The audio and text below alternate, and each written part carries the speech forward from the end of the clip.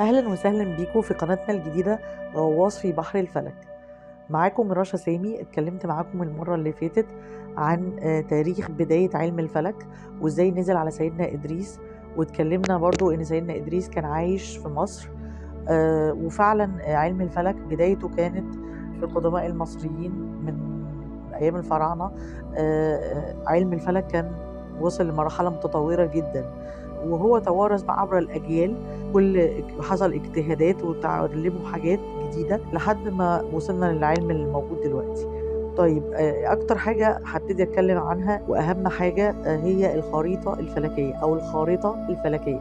إيه هي الخريطة الفلكية؟ الخريطة الفلكية دي نقدر نقول إن هي تعتبر بطاقتك الشخصية أو هويتك الشخصية، اللي بتحدد صفاتك وطباعك في كل مجالات الحياة، مش بس شخصيتك الأساسية. لا، يعني ممكن في مجالات زي مثلا الفلوس، الارتباط، العيلة، السفر، حبك لأصحابك. الشخصية كلها من الخريطة الفلكية بيبان الخطوط العريضة للشخصية اللي هتظهر بعد كده. ايه هي الخريطة الفلكية؟ الخريطة الفلكية دي هي ساعة الميلاد، بتتحدد بساعة الميلاد. تاريخ الميلاد مهم جدا انه يكون مظبوط، وساعة اللي اتولدت فيها تكون على علم بيها. اي حد مش عارف ساعة الميلاد بتاعته صعب جدا يعرف خريطته الفلكية.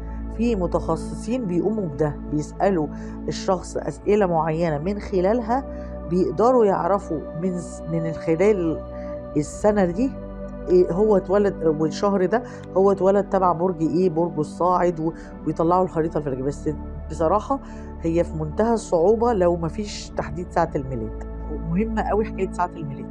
طيب، ازاي اقدر اعرف ايه الخريطة الفلكية؟ دلوقتي اي حد بيتولد في سنة معينة، في شهر معين، في تاريخ، يعني في تاريخ معين وساعة معينة. الساعة دي بيكون في شكل معين للسماء، في سما كده بيكون في شكل معين للنجوم والكواكب والشمس موضعها والقمر. طيب، ده بيعمل ايه؟ ده بيأثر علينا. يعني الشمس اساسا في برجك الاصلي. برجك الاصلي اللي هو ايه؟ برجك الاصلي اللي هو انت اتولدت فيه شهر مثلا مارس، فانت مثلا في اول مارس تبقى برج الحوت، اخر مارس انت برج الحمل. طيب، الساعة بقى دي بتحدد حاجة اسمها برجك الصاعد. كمان اللي بيكمل بقى في الخريطة الفلكية حاجة اسمها البيوت ال 12. من برجك الصاعد بنحسب حاجة اسمها البيوت ال 12، اللي كل بيت زي ما قلنا مرتبط بحاجة معينة: فلوسك، علاقاتك، جوازك أو علاقتك بالشريك، بيتك ومدخراتك وسفرك.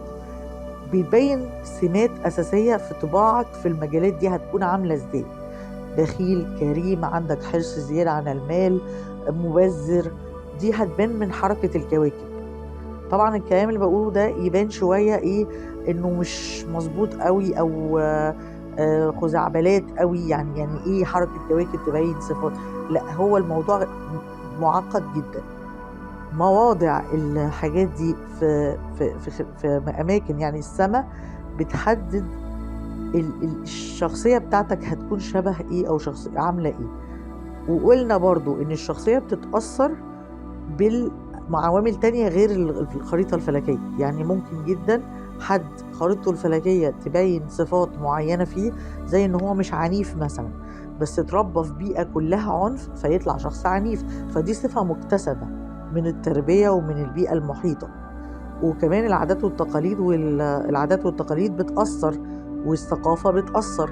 فما نقدرش نقول إن الشخصية بتكتمل كلها من الخريطة الفلكية ومن الأبراج بس هي عليها عامل كبير منك تعرف أصلك، إن طباعك إيه، أصل طباعك إيه. إن شاء الله المرة الجاية هفهمكم يعني إيه برجك الصاعد. أشوفكم الحلقة الجاية. معاكم رشا سامي.